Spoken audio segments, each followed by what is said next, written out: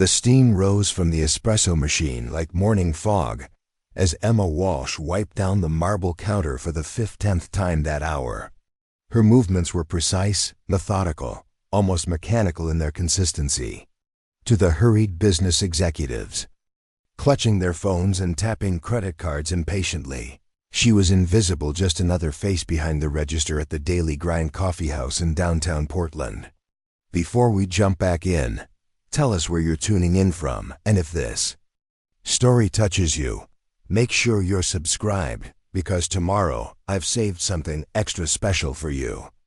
They had no idea that the steady hands measuring their oat milk lattes had once held a Barrett M82 sniper rifle steady at distances exceeding 1,000 yards.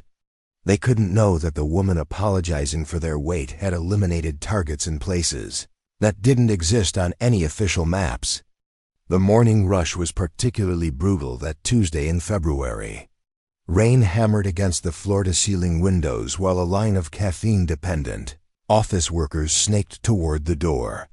Emma moved with fluid efficiency, calling out orders, operating multiple machines simultaneously, somehow managing to maintain a pleasant smile despite the chaos surrounding her. What none of them noticed was how her eyes constantly scanned the room, cataloging exits, identifying potential threats, measuring angles and distances with the unconscious precision of someone trained to survive in hostile environments. Derek Morrison, the coffee shop manager, leaned against the back counter with his arms crossed, watching Emma work with the expression of someone who'd found a convenient target for his daily frustrations. At 35, Derek was everything Emma despised about civilian authority figures: arrogant, petty, and completely oblivious to anything beyond his small sphere of control. He'd been making her life miserable for 8 months, ever since she'd started working at the Daily Grind, and today seemed like he was preparing for another round of his favorite game. But what Derek Morrison didn't understand was that Emma Walsh wasn't just some college dropout looking for easy work. She was Staff Sergeant Emma Walsh, formerly of the 75th Ranger Regiment, with specialized training in long-range precision shooting and urban warfare tactics. She'd served 3 tours in locations that remained classified, earning commendations that would never be made public. Her discharge papers listed her separation as honorable, but the real story involved a mission in Syria that had gone sideways, leaving her with skills that had no place in civilian society and memories that woke her up at 3 in the morning. Emma had chosen coffee service deliberately. It was anonymous work, the kind of job where nobody asked too many questions about your background or why you flinched when car doors slammed too loudly. The repetitive motions of grinding beans and steaming milk helped quiet the hypervigilance that made normal life feel like a constant state of alert. She'd tried other jobs after her discharge: office work, retail, even a brief stint as a security guard. But civilian environments felt suffocating, filled with people who complained about problems that seemed trivial compared to what she'd witnessed overseas. The Daily Grind had seemed perfect when she'd first walked through the doors 8 months ago. It was busy enough to keep her mind occupied, but predictable enough to feel safe. The regulars developed routines she could memorize. The workspace had clear sight lines to all entrances, and the job required the kind of split-second timing and multitasking that felt familiar. What she hadn't anticipated was Derek Morrison's particular brand of workplace harassment. Derek had started small, the way bullies always do. Comments about her efficiency being a little too military for a coffee shop. Questions about why she kept her hair pulled back so severely. Observations that she took her breaks alone instead of socializing with the other employees. Emma had ignored it all, the same way she'd learned to ignore incoming mortar fire. Focus on the mission. Complete the task. Don't let distractions compromise your position. But Derek's behavior had escalated over the months. He'd begun scheduling her for the worst shifts, pairing her with the least competent staff members, assigning her tasks that were technically outside her job description. When new employees were hired, Derek would make sure to mention that Emma was a little intense. and might need watching. He'd position himself nearby when she was training newcomers, ready to critique her methods or interrupt with his own suggestions. The worst part wasn't Derek's behavior itself, it was how the other staff members had begun to respond to it. Jake Sullivan, a 23-year-old barista who'd been working at the daily grind for 2 years, had initially been friendly toward Emma. He'd appreciated her efficiency, her willingness to cover difficult shifts, her ability to handle the most demanding customers without losing her composure. But after months of Derek's subtle campaign, Jake had begun to distance himself. He'd stopped making conversation during slow periods, stopped asking for her input on new drink recipes, stopped inviting her to join the after-work gatherings that bonded the rest of the staff.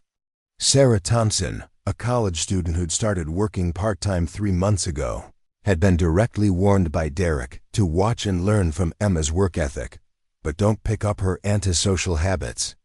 Sarah was naturally friendly and had tried to engage Emma in conversation during her first few weeks, but Derek's constant interference had created an atmosphere where befriending Emma felt like choosing sides in a conflict she didn't understand. Even the regular customers had begun to notice something.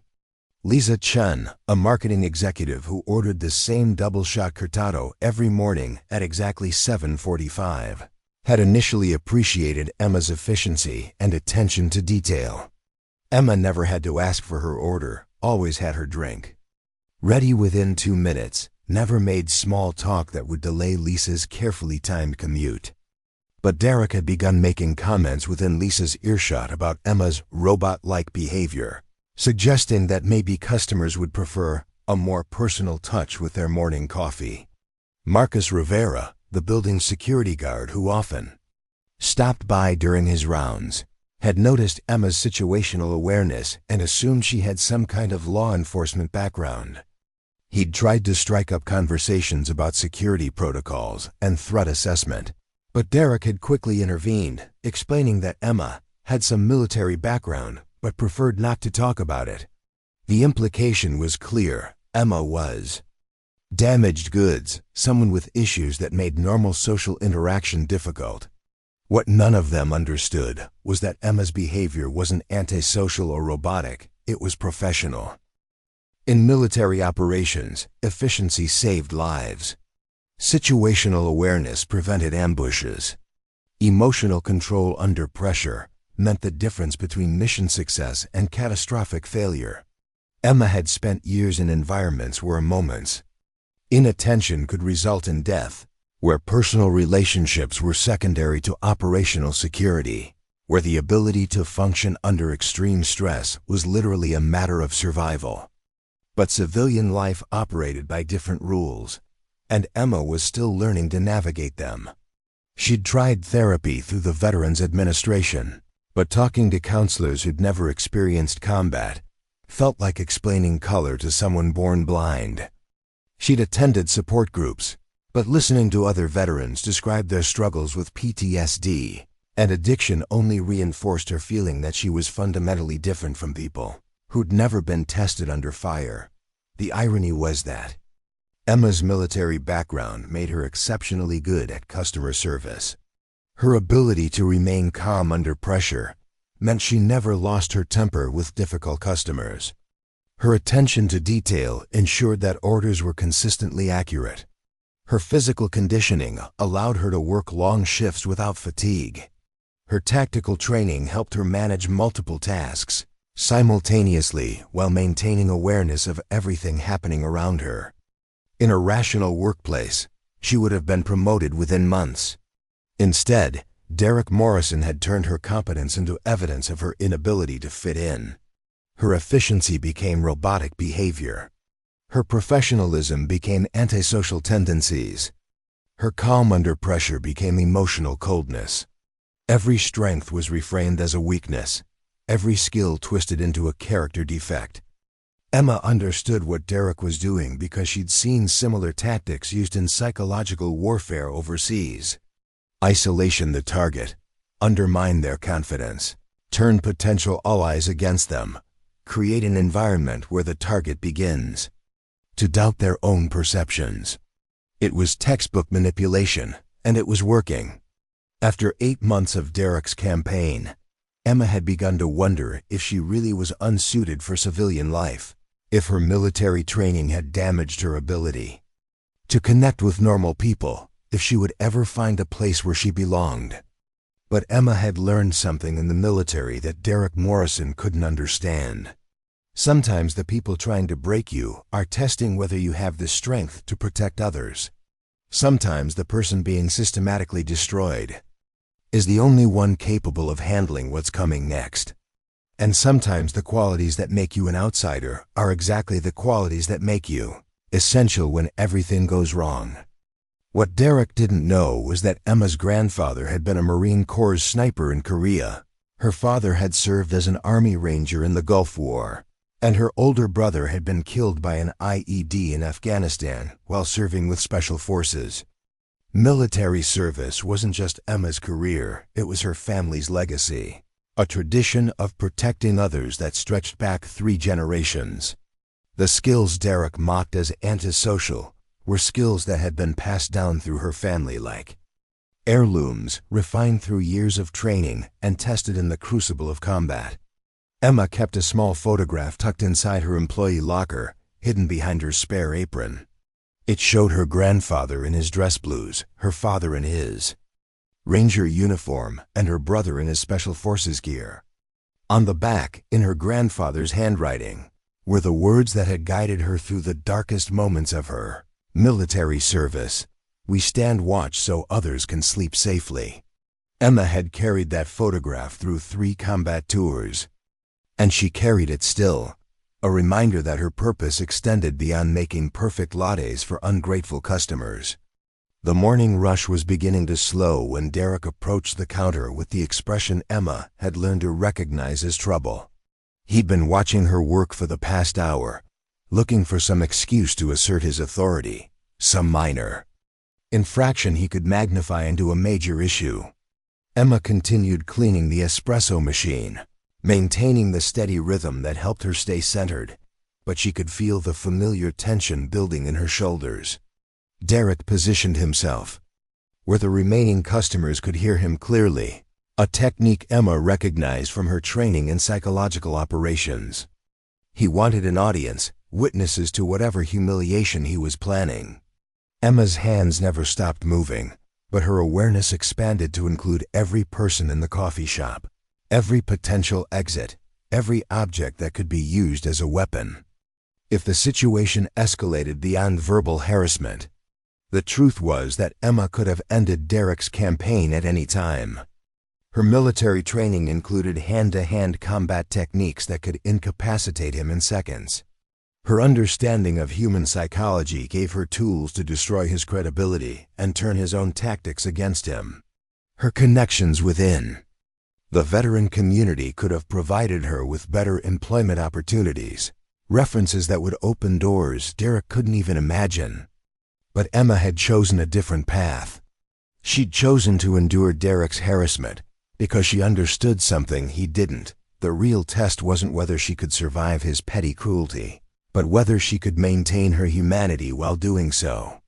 The military had taught her to neutralize threats, but civilian life required her to coexist with people who saw her as the threat.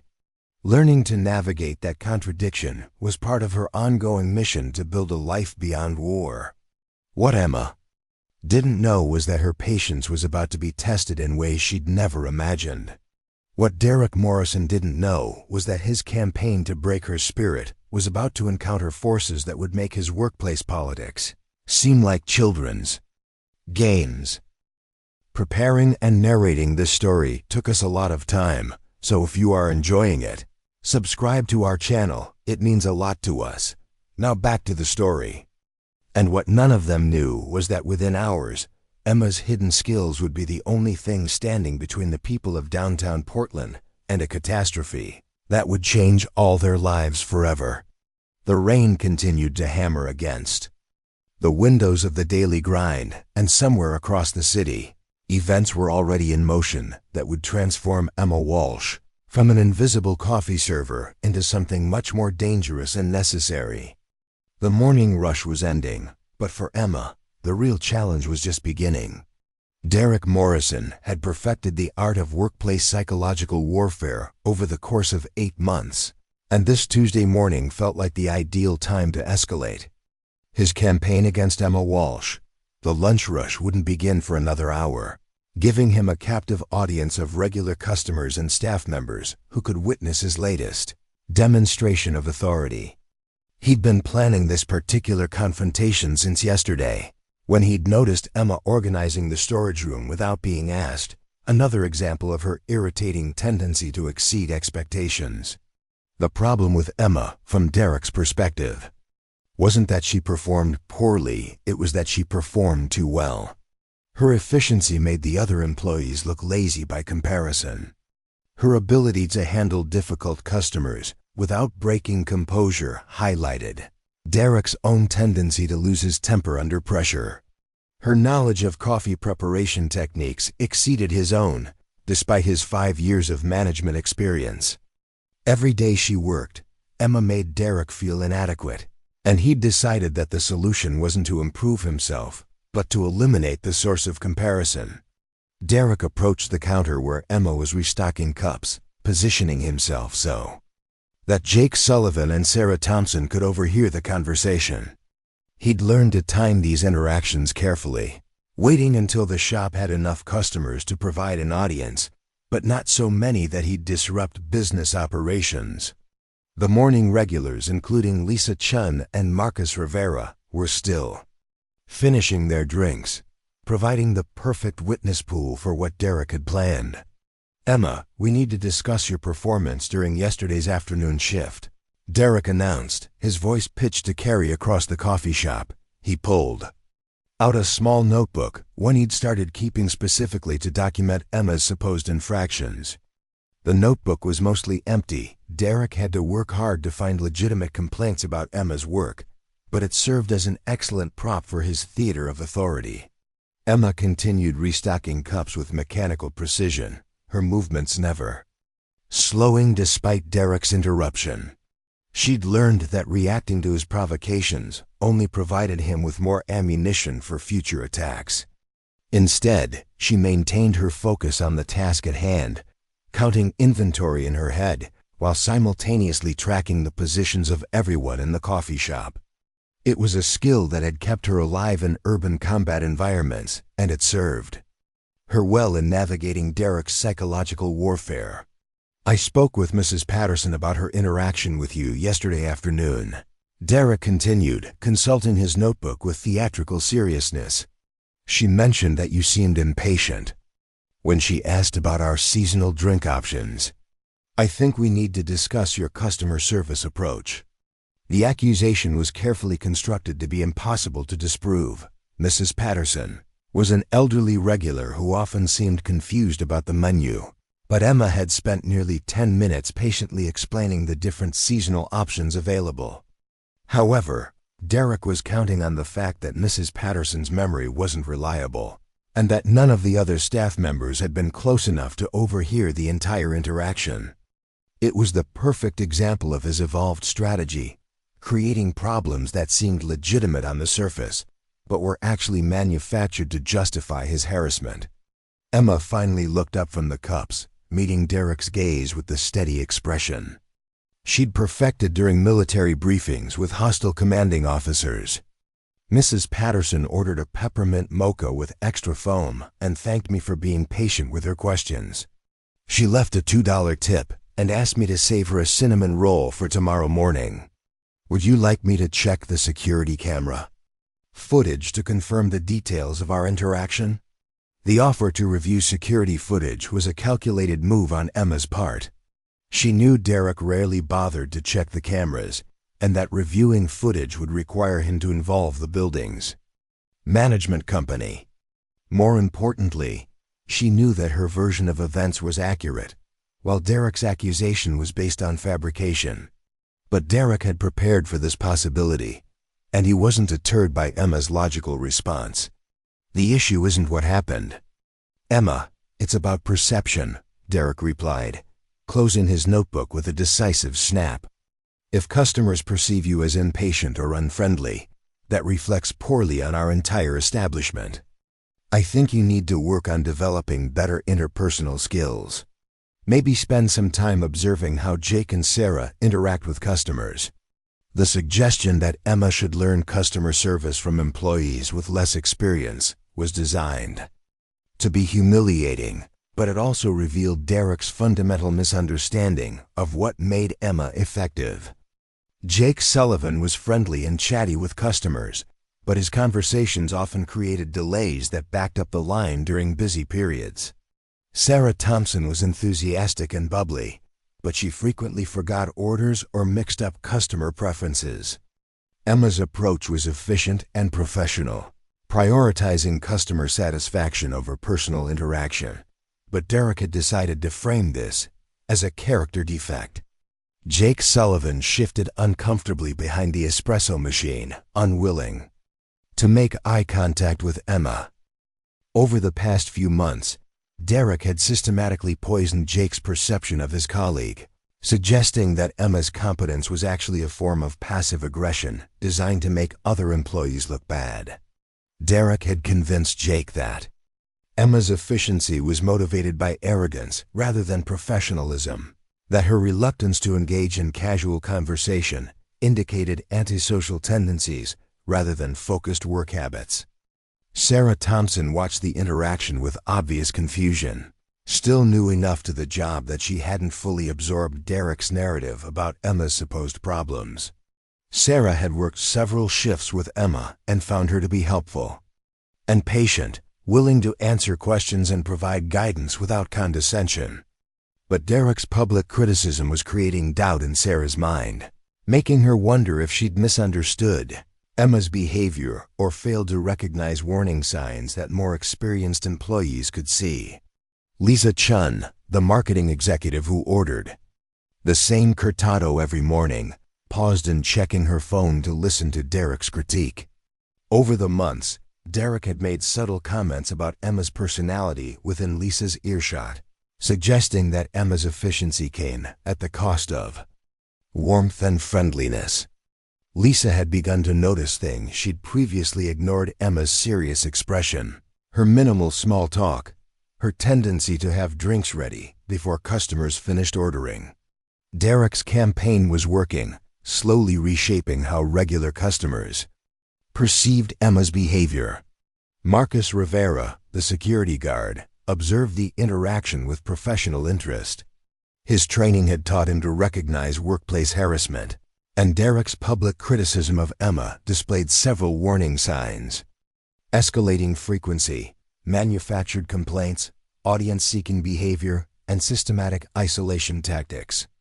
Marcus had tried to engage Emma in conversations about security protocols, partly because he recognized her situational awareness, and partly because he suspected she had law enforcement or military background.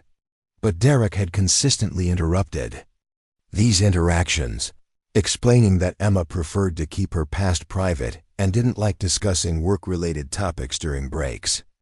Derek's strategy had evolved significantly since Emma's first month at the daily grind. Initially, his harassment had been straightforward criticism of her work methods, suggestions that she was too rigid or inflexible for customer service. Emma's performance metrics remained consistently high. Derek had shifted to attacking her personality, suggesting that technical competence wasn't enough if she couldn't connect with people on a human level. When that approach failed to generate support from other staff members, Derek had begun manufacturing specific incidents that painted Emma as difficult or problematic. The current phase of Derek's campaign involved creating situations where Emma's military training worked against her in civilian contexts. Her tendency to remain calm under pressure became evidence of emotional detachment. Her ability to multitask efficiently became proof that she didn't care about individual customer experiences. Her situational awareness became paranoid hypervigilance. Derek had learned to reframe every strength as a corresponding weakness, every skill as a character flaw. Emma understood Derek's tactics because she'd encountered similar psychological operations during her military service. Enemy propagandists used identical techniques to demoralize captured soldiers. Systematic isolation manufactured evidence of wrongdoing, turning allies against each other, creating doubt about fundamental beliefs and values. The goal wasn't just to break individual resistance, but to destroy the target's sense of identity and purpose. Derek was applying the same methodology, probably without realizing he was using techniques developed for warfare. But Emma had also learned how to resist psychological manipulation during her military training. The key was maintaining perspective, remembering that the attacker's narrative was constructed rather than factual, focusing on objective reality rather than emotional responses, preserving core identity despite external pressure. Emma knew that Derek's campaign against her wasn't based on legitimate workplace concerns, but on his own insecurities and need for control. Understanding his motivation didn't make the harassment less harmful, but it helped her maintain psychological distance from his attacks. The real damage wasn't to Emma's self-perception, but to her relationships with co-workers and customers. Derek's systematic campaign had successfully isolated her within the workplace, creating an environment where supporting Emma felt like challenging management authority. Jake Sullivan had once appreciated Emma's willingness to cover difficult shifts and handle problematic customers, but months of Derek's subtle manipulation had convinced him that Emma's helpfulness was actually a form of showing off. Sarah Thompson had initially sought Emma's guidance on coffee preparation techniques, but Derek's warnings about Emma's antisocial tendencies had made Sarah reluctant to appear too friendly with someone management clearly disapproved of. The isolation was particularly difficult for Emma, because her military service had taught her to value team cohesion above individual recognition. In combat units, personal conflicts were subordinated to mission requirements, and soldiers who couldn't work together effectively were removed from operational roles. Emma had spent years in environments where her life depended on her teammates' competence and loyalty, where trust was earned through demonstrated reliability under pressure. The civilian workplace operated by different rules, where political considerations often outweighed objective performance, where perception mattered more than results. Derek's notebook had become a symbol of his authority over Emma, a visible reminder that he was documenting her behavior for potential disciplinary action. He'd begun carrying it whenever he interacted with Emma, making a show of writing notes during conversations, consulting previous entries to reference past incidents. The notebook was mostly theatrical. Derek rarely wrote anything substantive, but it served to intimidate Emma and demonstrate to other employees that management was building a case against her. "I'm going to need you to focus more on building rapport with customers," Derek continued, his voice taking on the patronizing tone he reserved for his most serious corrections. "Customer service is about more than just technical efficiency. People want to feel welcomed and valued, not processed through some kind of assembly line. I think you've forgotten that we're in the hospitality business, not the military." The reference to Emma's military background was deliberate and carefully calculated. Derek had learned about Emma's service record through her employment application, but she'd never discussed her experiences with coworkers. Derek's periodic references to her military service served multiple purposes. They reminded everyone that Emma was different from civilian employees, suggested that her military training was poorly suited for customer service, and implied that she hadn't successfully transitioned to civilian life. It was psychological warfare disguised as management feedback. Emma's jaw tightened almost imperceptibly, the only external sign that Derek's comment had struck home. References to her military service were particularly painful, because they touched on her ongoing struggle to find purpose and belonging after leaving the structured environment of the armed forces. Emma had joined the military because she believed in serving something larger than herself, protecting people who couldn't protect themselves, being part of a mission that mattered. Her discharge had been honorable, but the classified nature of her final operation meant she couldn't discuss the circumstances that led to her separation from service. The transition to civilian life had been more difficult than Emma had anticipated. The skills that made her valuable in military operations, situational awareness, rapid decision-making under pressure, emotional control in crisis situations seemed irrelevant or even problematic in civilian workplaces. Employers wanted team players who could build relationships and collaborate effectively, but Emma's military training had taught her to prioritize mission accomplishment over personal connections. The disconnect between her capabilities and civilian expectations had led to a series of unsatisfactory jobs before she'd found her way to the daily grind. Derek's ability to weaponize her military service against her was particularly insidious, because it touched on Emma's deepest insecurities about her place in civilian society. Was she really too damaged by her military experiences to function normally? Had her training made her incapable of forming genuine human connections? Were the skills she'd spent years developing actually liabilities in the civilian world? Derek's campaign was designed to make her question not just her job performance, but her fundamental identity and worth as a person.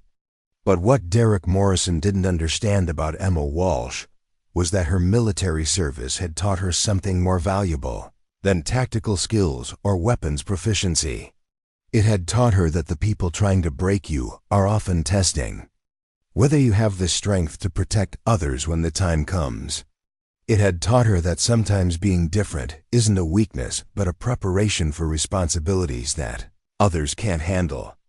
And it had taught her that the qualities that make you an outsider in peaceful times are exactly the qualities that make you essential when everything goes wrong.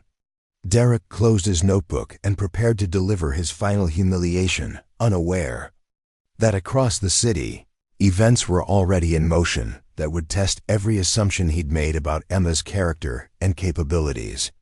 Within hours, his campaign to break her spirit would encounter forces that would make his workplace harassment seem like a trivial distraction.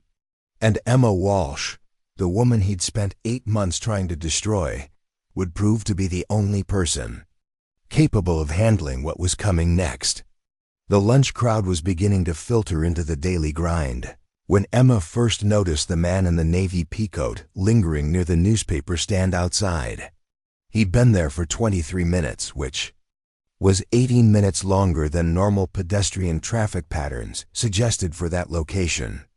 Emma tracked his position through peripheral vision while maintaining her focus on the espresso machine, her military training automatically cataloging potential threats even during routine civilian activities. The man appeared to be reading, but his eyes moved too frequently toward the coffee shop's entrance, and his posture suggested coiled tension rather than casual relaxation. Derek Morrison was still pontificating about customer service excellence when Emma noticed the second anomaly, a black sedan with tinted windows that had circled the block 3 times in the past 15 minutes. The vehicle's occupants remained invisible behind the dark glass, but the driver's behavior pattern indicated surveillance rather than someone searching for parking. Emma's awareness expanded to include the entire street scene, processing multiple data streams simultaneously while Derek continued his theatrical performance for the benefit of their audience. Jake Sullivan was restocking pastries in the display case, occasionally glancing toward Emma and Derek with obvious discomfort. The public criticism was making everyone in the coffee shop uncomfortable, but Jake felt particularly conflicted because he'd begun to suspect that Derek's treatment of Emma went beyond normal management feedback. Sarah Thompson was wiping down tables with unnecessary vigor, trying to appear busy while listening to Derek's monologue about teamwork and interpersonal communication. The regular customers were pretending to focus on their phones and laptops, but Emma could sense their attention divided between their devices and the drama unfolding at the counter. "I think what you need to understand, Emma, is that working here isn't just about making coffee," Derek was saying, his voice growing louder as he warmed to his theme. "It's about creating an experience for our customers, building relationships that keep people coming back. That requires emotional intelligence, not just technical proficiency." Maybe you should consider whether customer service is really the right field for someone with your particular background. The insult was designed to be devastating, questioning not just Emma's job performance, but her fundamental suitability for civilian employment. Derek had been building toward this moment for weeks, creating a public forum where he could deliver maximum humiliation while maintaining plausible deniability about his motives. He wanted Emma to react, to provide him with evidence of the emotional instability he'd been suggesting she possessed. What Derek didn't realize was that Emma had survived interrogation techniques designed by professionals who understood human psychology far better than a small-time coffee shop manager. Emma's response was interrupted by the sound of screeching tires outside. The black sedan had accelerated suddenly, pulling up directly in front of the daily grind, with the aggressive precision of a military vehicle executing a tactical maneuver. Emma's training kicked in immediately, her body shifting into a defensive posture while her mind processed the emerging threat. The man in the navy peacoat was moving toward the coffee shop entrance, his hand reaching inside his coat in a motion that Emma recognized from countless threat assessment exercises. The door burst open with explosive force, sending the small bell above it clattering against the wall.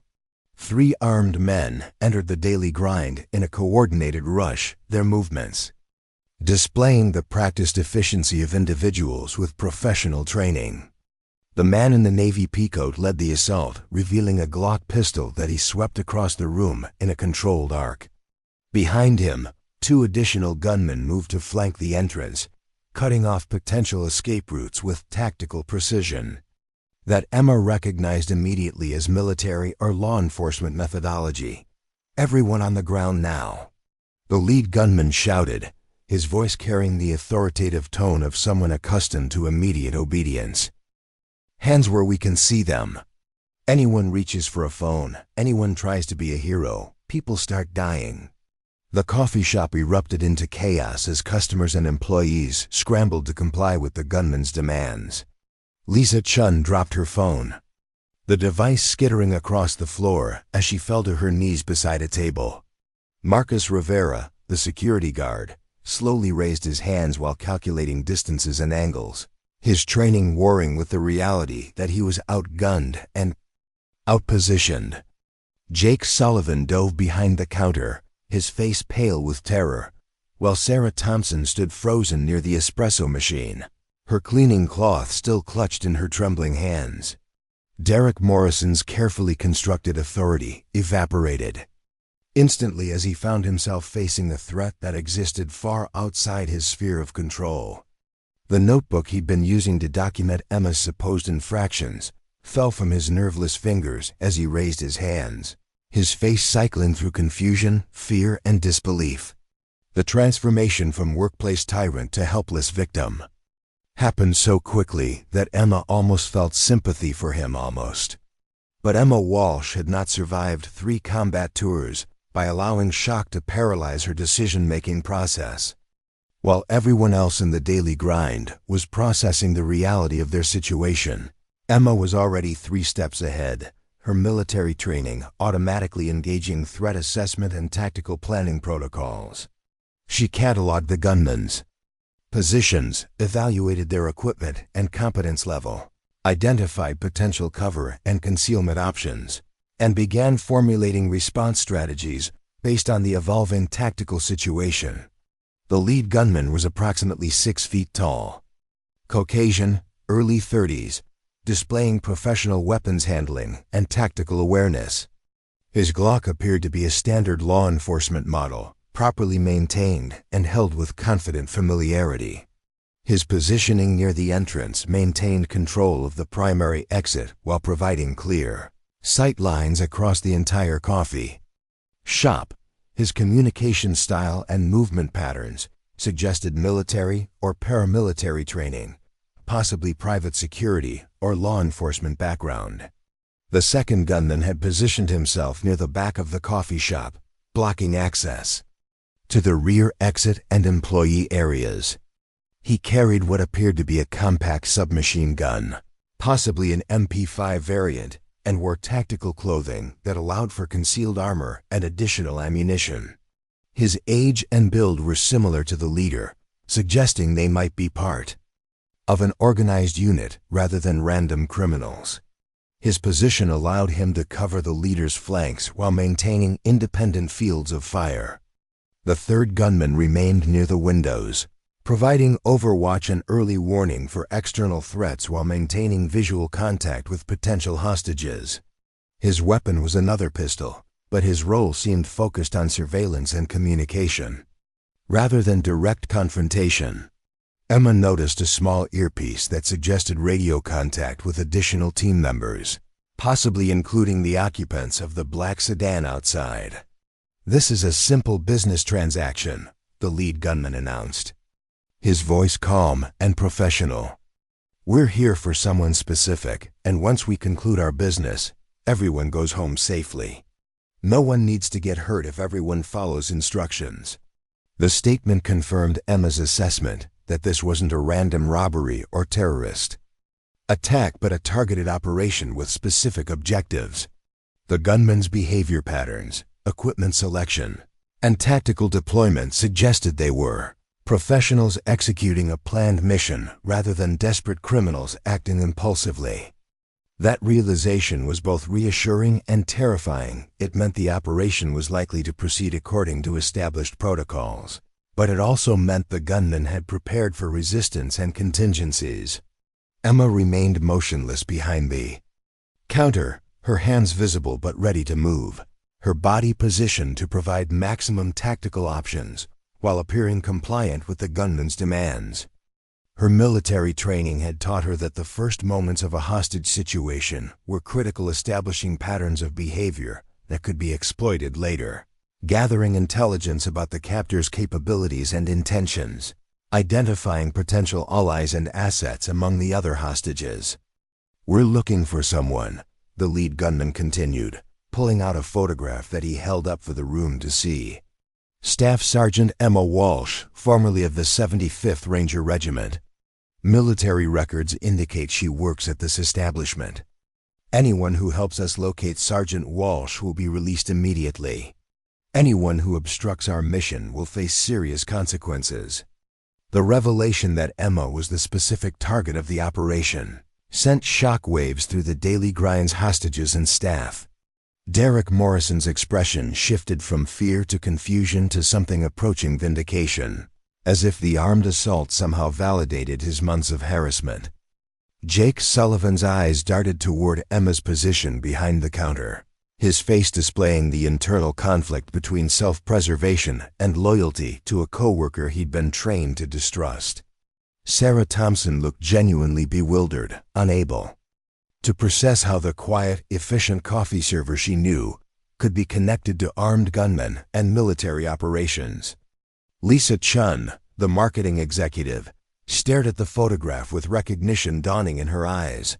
She'd been ordering coffee from Emma for 8 months, engaging in the minimal pleasantries that regular customers shared with familiar staff members, never suspecting that the woman who prepared her cortado with mechanical precision had been trained to kill people at distances exceeding 1,000 yards.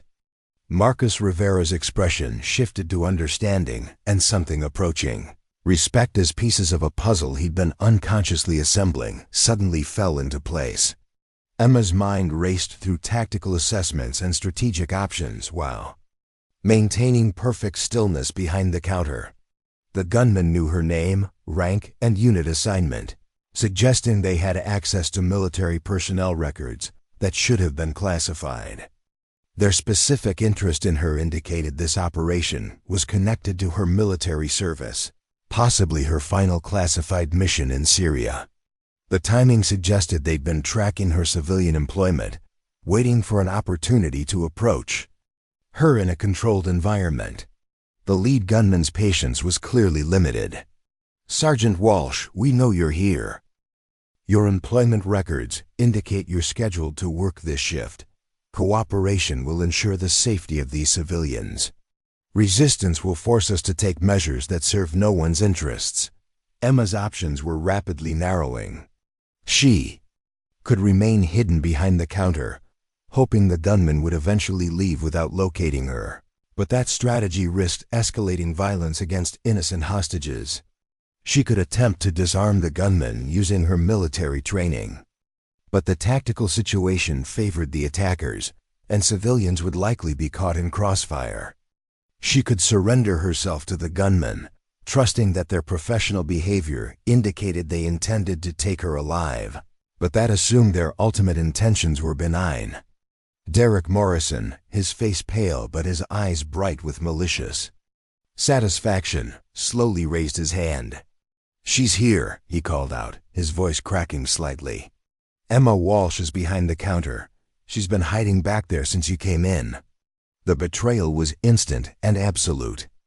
Derek had spent 8 months systematically undermining Emma's position at the daily grind, and now he was delivering her to armed strangers without hesitation or apparent concern for her safety. The calculation was purely selfish. Derek saw an opportunity to curry favor with the gunman while eliminating the source of his workplace insecurities, and he seized it without considering the broader implications of his actions. Jake Sullivan's face flushed with shame and anger at Derek's betrayal, while Sarah Thompson gasped audibly at her manager's callousness. Even Lisa Chun, who had limited personal connection to Emma, looked disgusted by Derek's willingness to sacrifice an employee to save himself. Marcus Rivera's expression hardened as he witnessed behavior that violated every principle of leadership and loyalty he'd been taught during his own military service. "Thank you for your cooperation," the lead gunman said to Derek, his tone suggesting professional acknowledgement rather than gratitude. "Sergeant Walsh, you have 10 seconds to show yourself before we start motivating you through the application of pressure to your co-workers." Emma understood that her time for tactical planning had expired. The gunmen had located her position and were prepared to use violence against innocent civilians to force her compliance. Her military training had prepared her for situations where personal sacrifice was necessary to protect non-combatants, and thus clearly qualified as such a scenario. But Emma had also learned that surrender was sometimes a tactical decision rather than defeat, a way of changing the battlefield rather than conceding victory. Standing slowly with her hands visible, Emma emerged from behind the counter and faced the gunman directly. Her posture was relaxed but ready, her expression calm but alert, her entire bearing radiating the controlled confidence of someone who had faced mortal danger and survived. For the first time since entering the daily grind, she looked exactly like what she was, a professional soldier who had been temporarily disguised as a civilian employee. "I'm Staff Sergeant Emma Walsh," she said clearly, her voice carrying the authority and precision that 8 months of customer service had temporarily suppressed. "I assume you gentlemen have some business with me that couldn't be conducted through normal channels. What exactly do you want?" The lead gunman studied Emma with the appraising look of one professional evaluating another. "Sergeant Walsh, you're coming with us. There are people who need to discuss certain events from your final deployment. Cooperation ensures everyone in this room goes home safely tonight." Emma's mind processed the implications of that statement while her eyes tracked the positions and readiness levels of all 3 gunmen. The reference to her final deployment confirmed her suspicion that this operation was connected to Syria and the classified mission that had ended her military career. But the gunmen's professional behavior and emphasis on avoiding civilian casualties suggested they were working for someone with resources and connections rather than hostile foreign actors or criminal organizations. "And if I refuse?" Emma asked, her tone conversational despite the tactical reality that refusal wasn't actually an option. "Then we take you anyway, and some of these people get hurt in the process," the lead gunman replied matter-of-factly. "Your choice, Sergeant.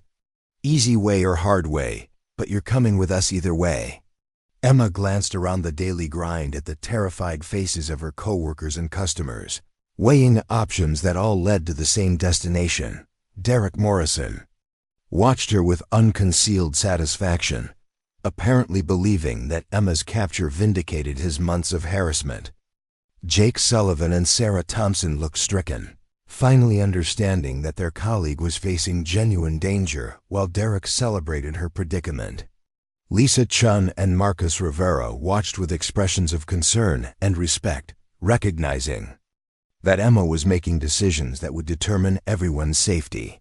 But what none of them understood was that Emma Walsh had spent years preparing for moments exactly like this. What they didn't know was that her apparent surrender was actually the beginning of a tactical operation that would test every skill she'd learned during 3 combat tours.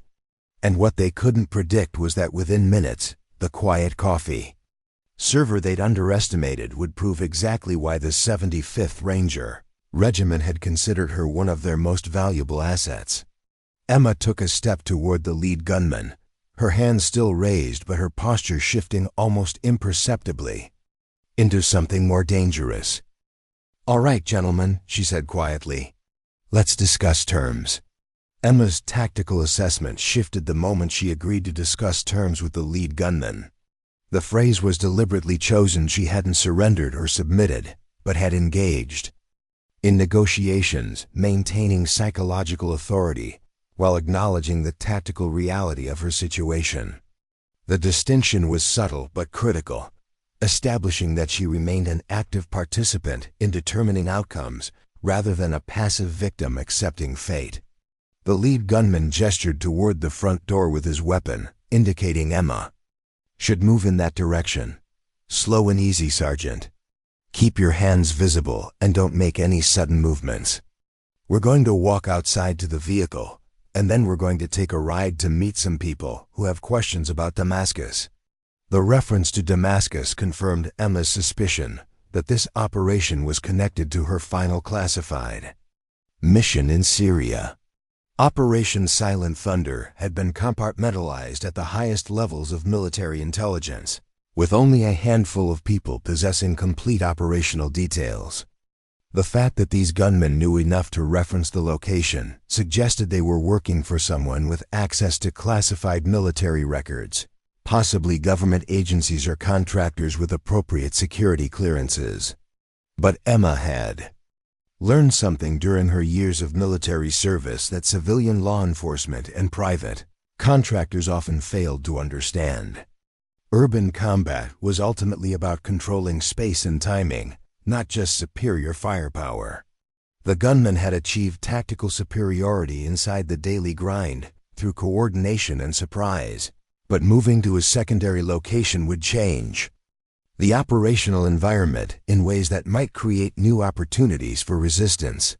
As Emma began walking toward the front door, her awareness expanded to encompass the entire tactical situation developing around the daily grind. Through the large windows, she could see the black sedan idling at the curb, its engine running and rear door open in preparation for rapid departure. A 4th team member sat behind the wheel, his attention divided between monitoring radio communications and maintaining situational awareness of the surrounding street. The positioning suggested professional operational planning, but it also revealed potential vulnerabilities that Emma's training helped her recognize and catalog. The midday foot traffic on the sidewalk had thinned considerably as pedestrians unconsciously sensed the tension emanating from the coffee shop and altered their routes accordingly. Emma noticed this phenomenon during urban combat operations in Syria. Crowds possessed an almost supernatural ability to detect danger and avoid areas where violence was imminent. The absence of civilian foot traffic would reduce complications during any tactical engagement, but it also meant fewer potential witnesses to document whatever happened next. Derek Morrison remained pressed against the wall near the counter, his face displaying a complex mixture of fear, satisfaction, and growing uncertainty about the consequences of his betrayal. He'd successfully identified Emma's location to the gunman, but the reality of witnessing an armed abduction was beginning to penetrate his initial vindictive pleasure. Derek had spent months convincing himself that Emma was a problem that needed to be eliminated from his workplace, but watching her being marched toward potential death or disappearance was forcing him to confront the actual implications of his actions. Jake Sullivan crouched behind the pastry display, his earlier resentment toward Emma completely overwhelmed by guilt and horror at the situation he was witnessing. The months of Derek's subtle manipulation had convinced Jake that Emma was antisocial and difficult to work with, but seeing her face armed gunmen with calm professionalism while protecting civilian hostages had shattered every assumption he'd formed about her character. Sarah Thompson remained frozen near the espresso machine, tears streaming down her face as she watched a coworker she'd barely known being taken away by armed strangers. Lisa Chun observed Emma's behavior with the analytical mind that had made her successful in marketing strategy. Emma's posture and movement patterns had completely transformed from the efficient but unremarkable coffee server Lisa had interacted with for 8 months. The woman walking toward armed captors displayed the controlled confidence of someone accustomed to dangerous situations, moving with purposeful economy that suggested extensive training in threat management. Lisa realized she'd been sharing morning pleasantries with someone whose background included experiences she couldn't begin to imagine. Marcus Rivera, the security guard, watched Emma's progression toward the door with professional recognition and growing respect. His own military training helped him understand the tactical discipline Emma was displaying, maintaining compliance to protect civilians while positioning herself for potential action if circumstances changed. Marcus could see that Emma was processing multiple contingencies simultaneously, her apparent cooperation masking ongoing tactical planning that could shift instantaneously if required. The third gunman, positioned near the windows, maintained overwatch while speaking quietly into his radio headset. Emma's enhanced hearing, trained through years of urban combat operations, allowed her to catch fragments of his communication with external team members. References to package secured and extraction proceeding on schedule confirmed that this was a planned operation with predetermined timelines and protocols, not an improvised abduction responding to immediate circumstances. But Emma's military training had taught her that even the most carefully planned operations were vulnerable to unexpected variables, and she was preparing to become exactly that kind of variable.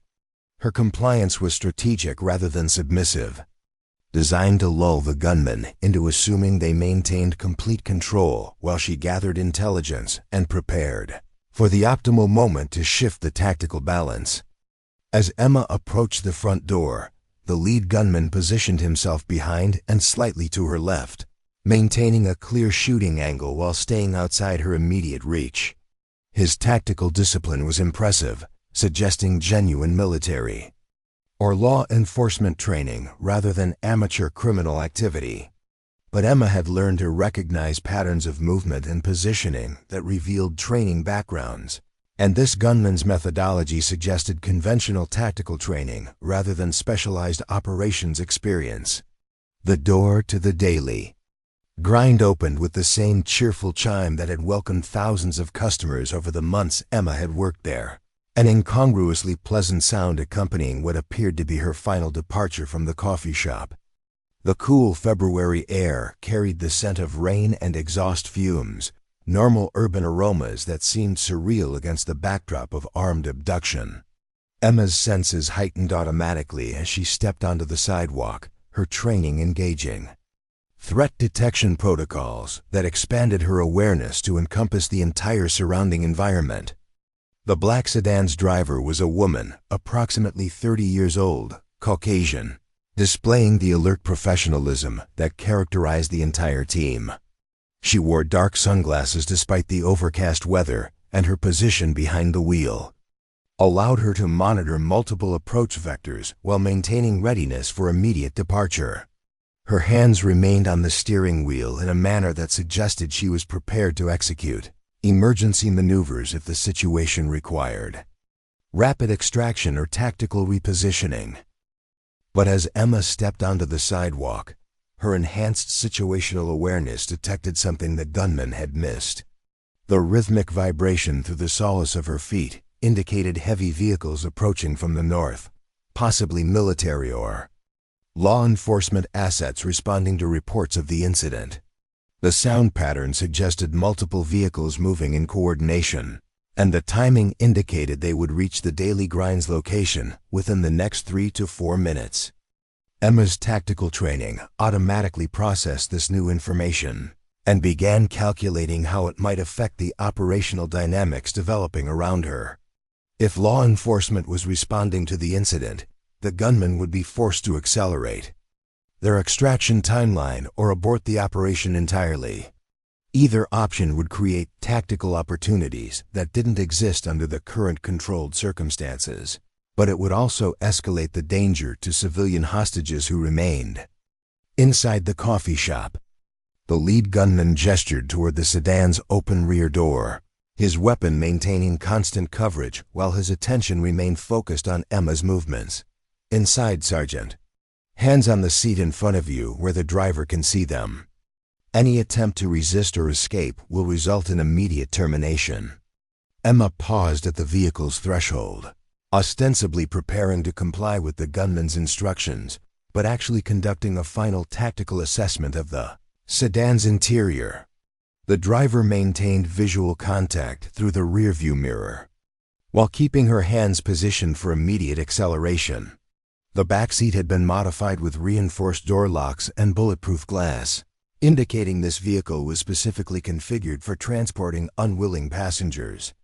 Additional restraints were visible but not yet deployed, suggesting the team preferred cooperative compliance over physical force when possible. But Emma's pause also served another purpose. It allowed her to complete her analysis of the approaching vehicles and confirm that law enforcement response was imminent. The sound patterns now included radio chatter and emergency equipment, indicating multiple patrol units and possibly tactical response teams were converging on the Daily Grind's location. The timing would be critical. Emma needed to create tactical opportunities before the situation escalated into a multi-party conflict that would endanger everyone involved. Problem, Sergeant? The lead gunman asked, his tone indicating growing impatience with Emma's delay in entering the vehicle.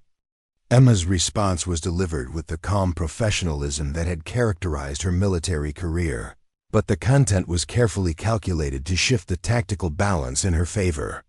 Actually, yes. I count approximately 6 law enforcement vehicles approaching from the north, ETA 90 seconds. Your extraction timeline just became significantly more complicated. The revelation that law enforcement was responding to the incident sent visible tension through the gunman team. The driver's hands shifted position on the steering wheel, preparing for potential emergency maneuvers. The lead gunman's weapon alignment wavered slightly as he processed the implications of law enforcement interference with their planned operation. The third gunman, still positioned near the Daily Grind's entrance, spoke rapidly into his radio headset, requesting updated instructions from whoever was coordinating the operation. Emma watched the team's reaction with professional interest, noting how quickly their controlled confidence began deteriorating when faced with an unexpected tactical development. Their planning had apparently assumed they could complete the extraction before law enforcement became involved, and the reality of potential resistance was forcing them to make rapid decisions without adequate preparation or coordination. The approaching sirens were now audible to everyone on the street, confirming Emma's assessment and adding urgency to the gunman's decision-making process. Pedestrians on nearby sidewalks were beginning to notice the police response and either hurrying away from the area or stopping to observe the developing situation. The operational environment was transforming from controlled extraction to potential public standoff, with implications that extended far beyond the original mission parameters. Change of plans, the lead gunman announced, speaking into his own radio device. We have law enforcement response inbound, requesting immediate guidance on operational priorities and extraction alternatives. Emma could hear fragments of the response through the gunman's earpiece, references to abort protocols and alternative rendezvous, locations that suggested the operations planners had prepared contingency strategies for exactly this situation. But contingency planning was different from real-time tactical adaptation, and Emma's military experience had taught her that the gap between theoretical preparation and actual execution was where opportunities for resistance most often emerged. The driver of the sedan made the decision that would change everything. Instead of waiting for coordination with the team leader, she accelerated away from the curb, with the rear door still open, apparently attempting to force Emma into the vehicle. Through momentum and surprise. It was a tactical error born of panic rather than professional judgment, and Emma had been prepared for exactly this kind of mistake. Emma's response was instantaneous and devastating. Instead of being caught off balance by the vehicle's acceleration, she used the open door as leverage to launch herself away from the sedan and toward the cover provided by a parked delivery truck.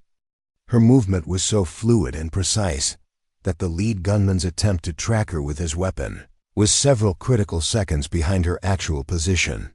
The gunman's shot went wide, the bullet shattering the delivery truck's rear window but missing Emma entirely. Her tactical role brought her behind the vehicle's engine block, the heaviest cover available in the immediate area, while her trained awareness kept track of all three gunmen's positions and movement patterns. The situation had shifted from controlled extraction to active combat, and Emma Walsh was finally operating in an environment where her military training provided decisive advantages. From her position behind the delivery truck, Emma could hear the lead gunman shouting instructions to his team members, their previous coordination dissolving into reactive confusion as they struggled to adapt to circumstances outside their operational planning. The driver of the sedan was attempting to reverse course and return to Emma's position, but downtown traffic and the approaching police sirens were limiting her maneuvering options. The third gunman had abandoned his position at the Daily Grind's entrance and was attempting to establish a shooting angle on Emma's cover position. But Emma had learned urban combat tactics in environments far more dangerous and complex than downtown Portland, and she was already implementing strategies that would neutralize the gunman's numerical advantage while minimizing risk to civilian bystanders. Her military training had prepared her for exactly this scenario: outnumbered engagement in an urban environment with civilian population density requiring precise tactical execution and split-second decision-making. The first police units were now visible at the north end of the block, their emergency lights and sirens adding chaos to an already complex tactical situation. Emma knew that law enforcement's arrival would force the gunman to make increasingly desperate decisions, potentially escalating violence in ways that could endanger the hostages still trapped inside the Daily Grind. She had perhaps 60 seconds to neutralize the immediate threat before the situation devolved into a multi-party firefight with unpredictable casualties. Emma's assessment of available weapons and tactical assets was swift and comprehensive. The delivery truck provided excellent cover but limited mobility. Her position offered clear sight lines to two of the three gunmen's locations, but the angle was poor for engaging the driver of the sedan. The approaching police units would provide additional firepower, but might not distinguish between Emma and the gunman in the initial stages of engagement. But Emma Walsh possessed something the gunman lacked and law enforcement hadn't yet realized. She was present extensive training in urban sniper operations, including the ability to engage multiple targets with improvised weapons and limited ammunition. Her final classified mission in Syria had involved exactly this type of scenario, protecting civilian populations from hostile forces in dense urban environments, where conventional military tactics were inadequate. The lead gunman broke cover and began advancing toward Emma's position, apparently believing that aggressive movement would compensate for his team's loss of tactical initiative. It was another mistake in judgment that demonstrated the difference between conventional tactical training and specialized operations experience. Emma had encountered similar overconfidence during urban combat operations, and she'd learned exactly how to exploit the psychological vulnerabilities that aggressive tactics often revealed. Emma's response would demonstrate to everyone watching. Derek Morrison, Jake Sullivan, Sarah Thompson, Lisa Chun, Marcus Rivera, the approach-in police officers, and the gunmen themselves exactly why the 75th Ranger Regiment had considered her one of their most valuable assets. The quiet, efficient coffee server they'd underestimated for 8 months was about to reveal capabilities that would transform understanding of who she really was and what she was capable of accomplishing when innocent lives hung in the balance. The tactical engagement that followed would last less than 90 seconds, but its implications would extend far beyond the immediate resolution of the hostage situation.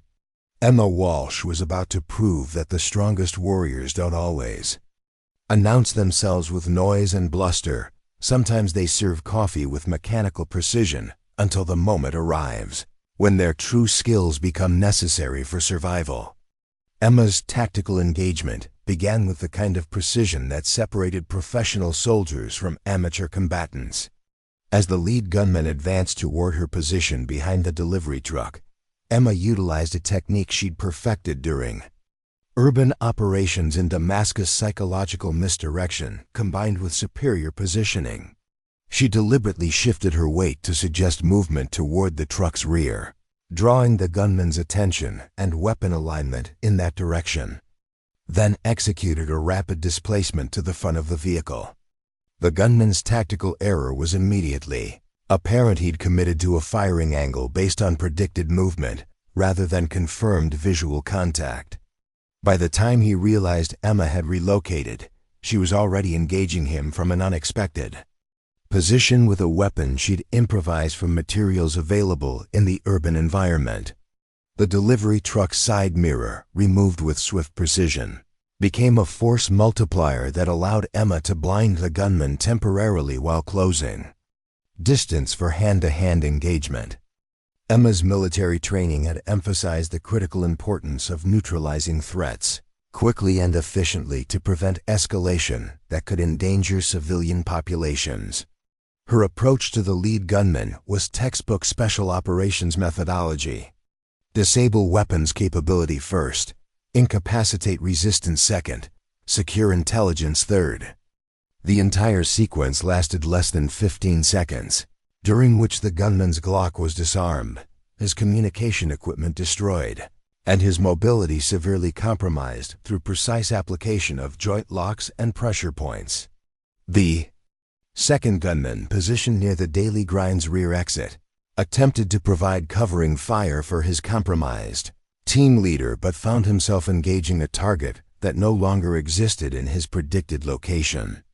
Emma's movement patterns incorporated lessons learned from 3 combat tours worth of urban warfare, experience using elevation changes, concealment opportunities, and rapid displacement to make accurate targeting nearly impossible for opponents.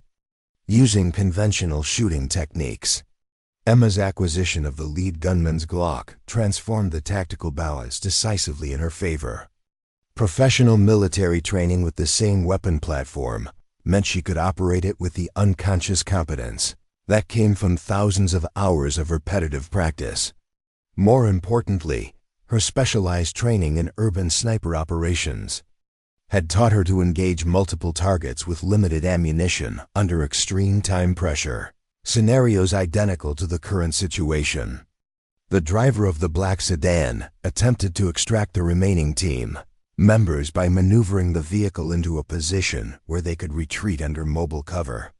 But Emma had anticipated this tactical response and positioned herself to control the intersection's key sight lines.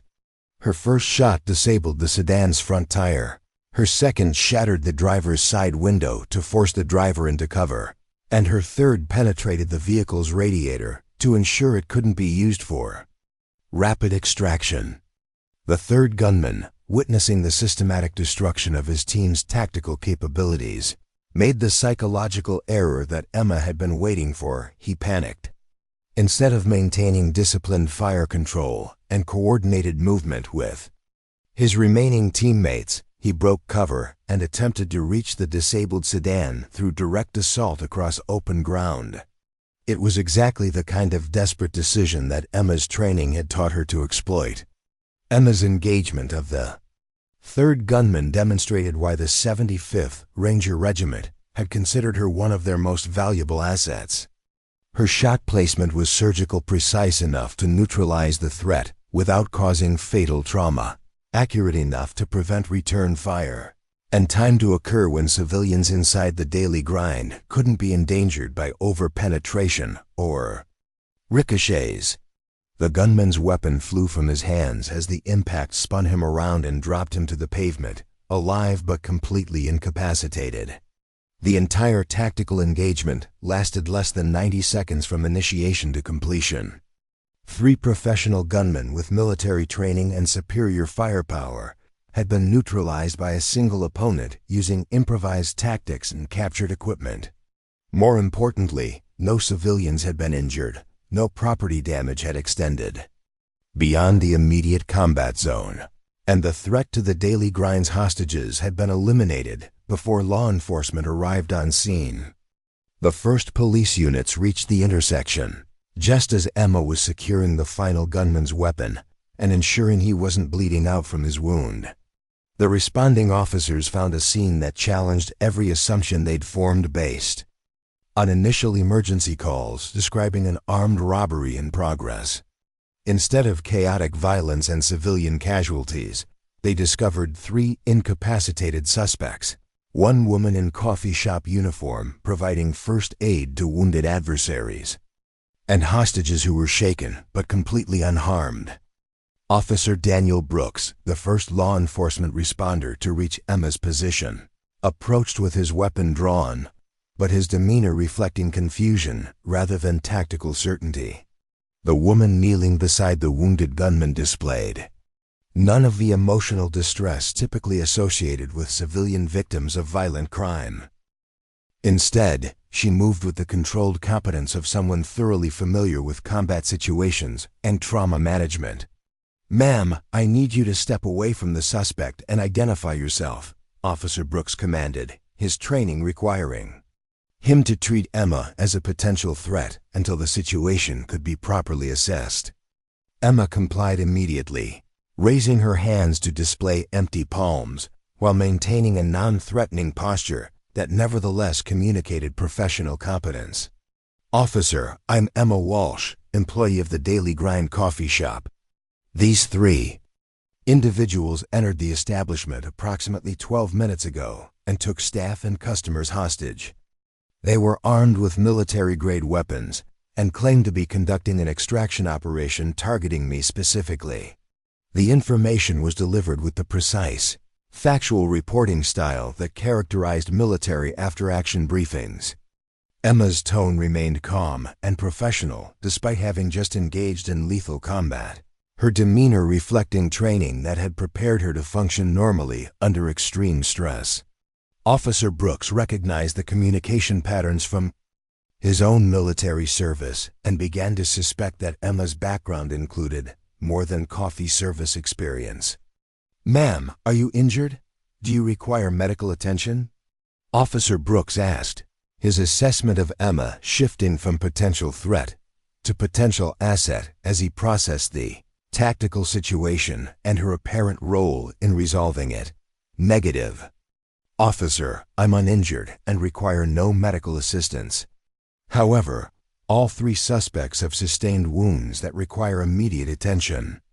The individual near the sedan has a penetrating trauma to his right shoulder. The suspect by the delivery truck has facial lacerations and possible concussion.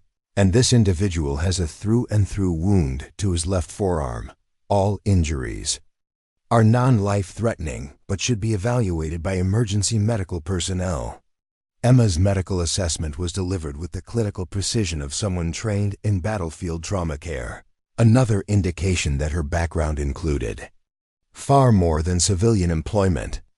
Officer Brooks noted that Emma had positioned herself to maintain visual contact with all 3 suspects while providing aid to the wounded, demonstrating tactical awareness that extended beyond the immediate combat engagement. Additional police units were arriving rapidly, their emergency lights and sirens creating a chaotic environment that contrasted sharply with Emma's calm professionalism.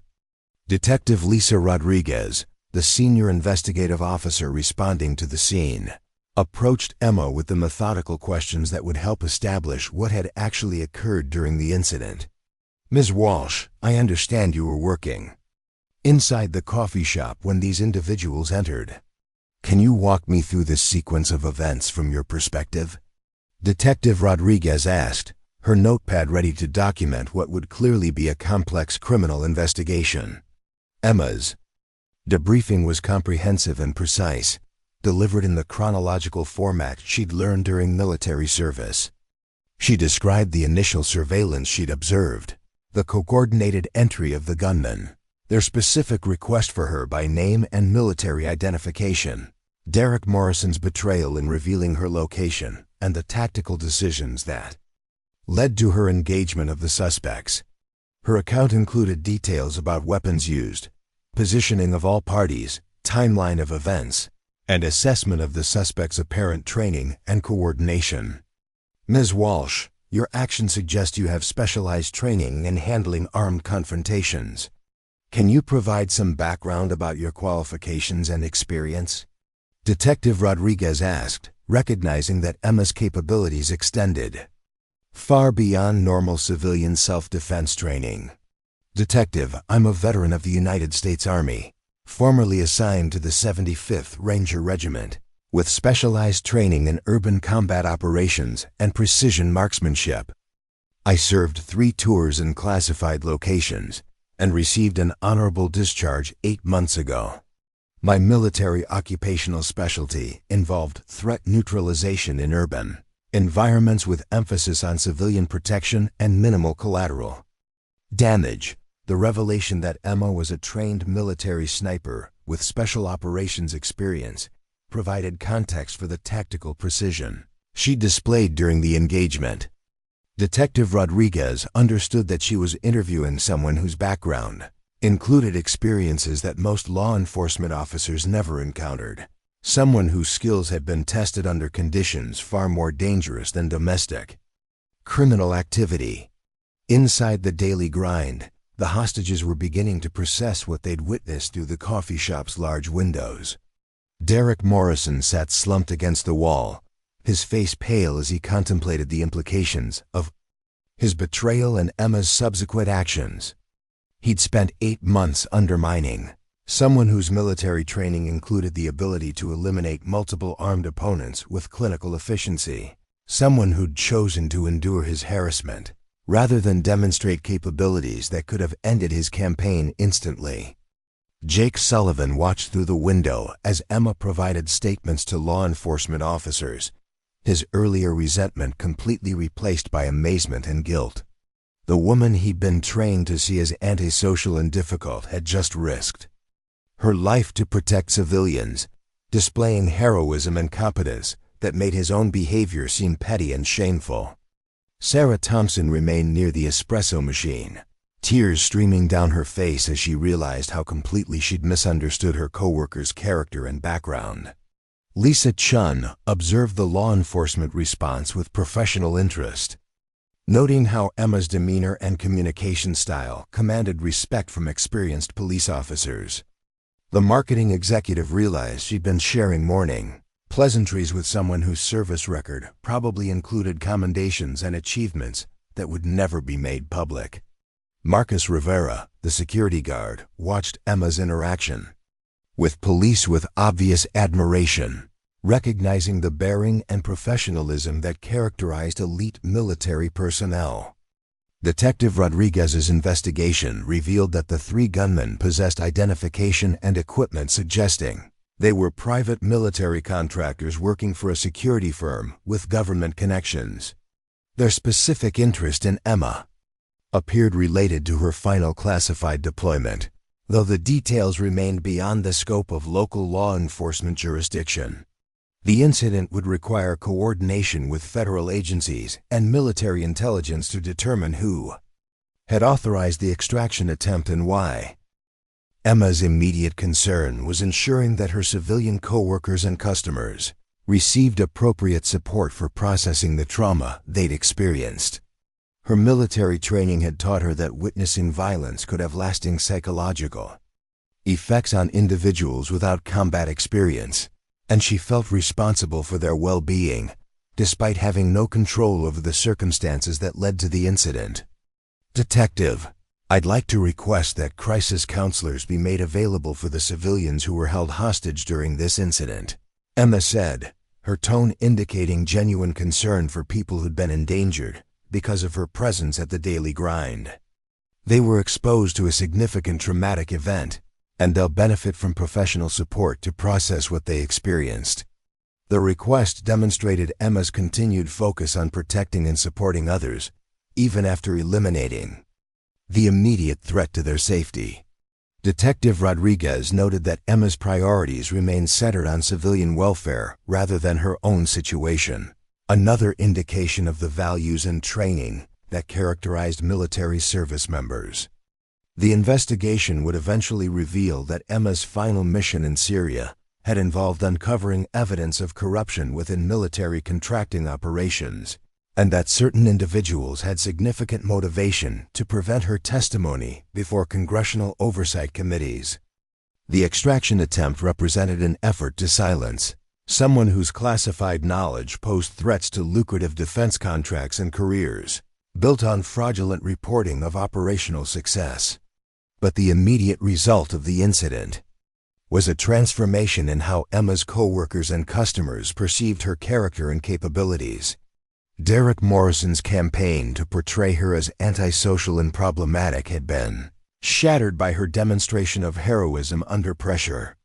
The quiet efficiency he'd mocked as robotic behavior was revealed as professional competence, earned through years of service in the world's most dangerous environments. 3 weeks later, the daily grind reopened with enhanced security measures and a new management structure that prioritized employee safety and respect. Derek Morrison had resigned rather than face termination for his role in the incident, his betrayal of Emma having destroyed any credibility he might have claimed as a leader. Jake Sullivan approached Emma during her first shift back, offering an apology that acknowledged how completely he'd misunderstood her character and background. "Emma, I owe you an enormous apology," Jake said, his voice reflecting genuine shame and regret. "I let Derek convince me that you were someone you weren't, and I treated you badly because of assumptions that were completely wrong. You saved all our lives, and I spent months being hostile to someone who was protecting us just by being here." Emma's response reflected the grace and professionalism that had characterized her military service. "Jake, people make judgments based on incomplete information all the time. What matters is how we move forward and support each other. I'm glad you're safe, and I'm glad we can work together as a team." Sarah Thompson had requested additional shifts so she could learn from Emma, recognizing that she was working alongside someone whose skills and experience could teach her lessons that extended far beyond coffee preparation. Lisa Chun had begun engaging Emma in conversations about leadership and crisis management, applying insights from Emma's military background to her own marketing career. Marcus Rivera had become Emma's strongest advocate, ensuring that building security protocols reflected the lessons learned from the incident. The transformation in Emma's workplace relationships demonstrated how quickly perceptions could change when people had complete information about someone's character and capabilities. The isolation and harassment she'd endured for 8 months had been based on Derek Morrison's deliberate misrepresentation of her professional competence and personal values. Once her co-workers understood who she really was, their respect and gratitude replaced the suspicion and hostility that had characterized their previous interactions. Emma continued working at the daily grind, but her role had evolved to include security consultation and staff training in crisis management. Her presence provided reassurance to customers and employees who understood that their safety was protected by someone with genuine expertise in threat assessment and response.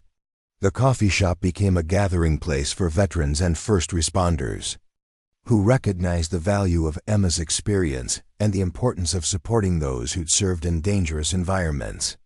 The incident had also attracted attention from law enforcement agencies and private security firms seeking to recruit someone with Emma's specialized skills and proven performance under pressure. But Emma chose to remain at the daily grind, understanding that her presence in the civilian community served a purpose that extended beyond her individual career advancement. She'd found a place where her military training could be used to protect people who deserved safety and respect, and where her service continued in a different but equally meaningful way. Emma Walsh had proven that heroes don't always announce themselves with noise and ceremony. Sometimes they serve coffee with quiet efficiency, enduring harassment and isolation while maintaining the skills and values that make them essential when everything goes wrong. Her story demonstrated that the strongest warriors are often those who choose to use their strength in service of others, protecting communities that might never fully understand the sacrifices made on their behalf. The daily grind became a symbol of how civilian and military communities could support each other, honoring service while providing opportunities for veterans to continue contributing their skills and experience in peaceful environments. Emma's transformation from isolated employee to respected community protector illustrated the importance of looking beyond surface appearances to recognize the value and potential present in every individual. Up next, you've got two more standout stories right on your screen.